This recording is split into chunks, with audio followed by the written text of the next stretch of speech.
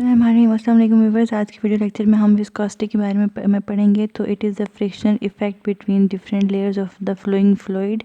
अब अगर एक ये फ्लूइड है ना, तो वो फ्लो करे तो उसके डिफरेंट लेयर्स होते हैं, तो उसके लेयर्स के दरम्यान में जो फ्रिक्शन होती है उसे हम विस्कोसिटी कहते हैं। फ्रिक्शन अगर ज़्यादा होगी तो फ्लूइड ईजिली मूव नहीं कर सकेगा।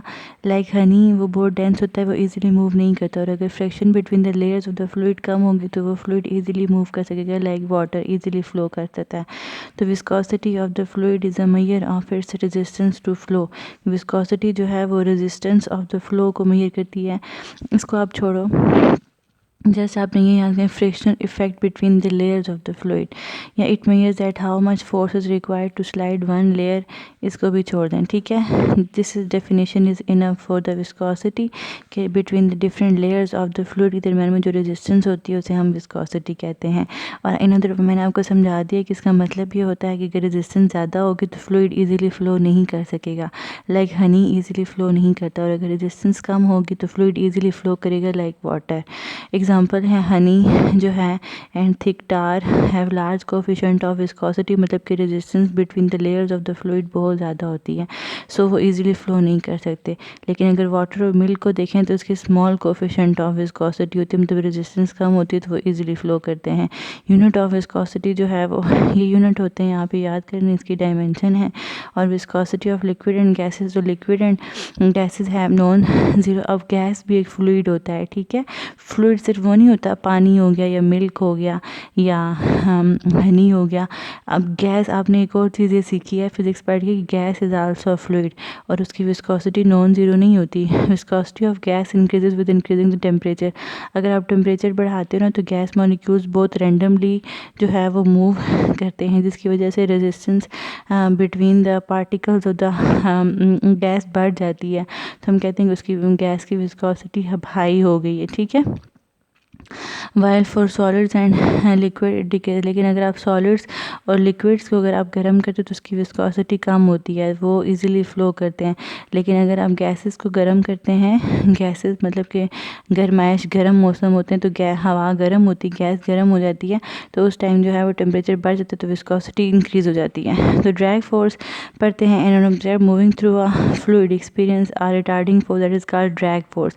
मतलब अगर आप देखो तो अगर हम हवा में अगर एक हीलियम का गुब्बारा छोड़ दिया जाए तो वो जो है वो एक ख़ास डायरेक्शन में कभी इधर मूव करता है, कभी उधर मूव करता है, मतलब कि वो मूव कर रहा है because of the force exerted by the air on the balloon. तो उस टाइम जो बलून की मोशन होती है उसे हम कहते हैं ड्रिफ्ट मोशन, ठीक है। और जो हवा इसके ऊपर फोर्स लगाती है उसे हम कहते हैं drag force.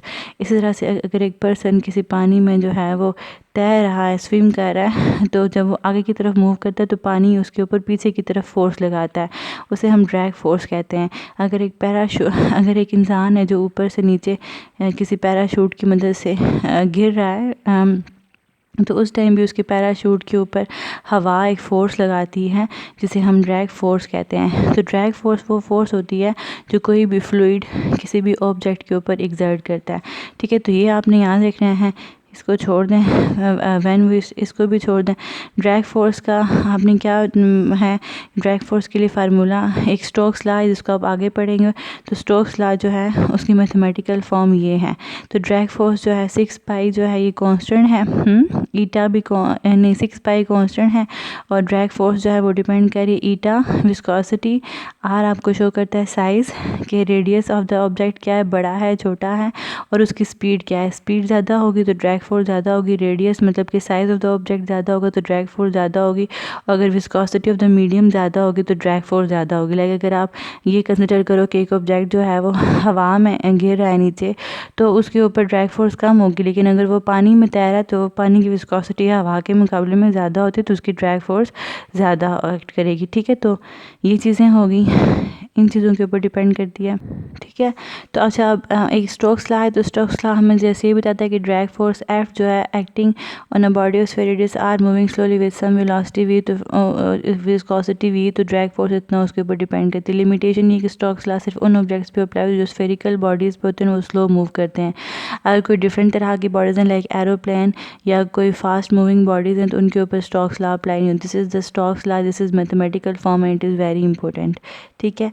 And do this all MCQs type questions, Thanks for watching the video.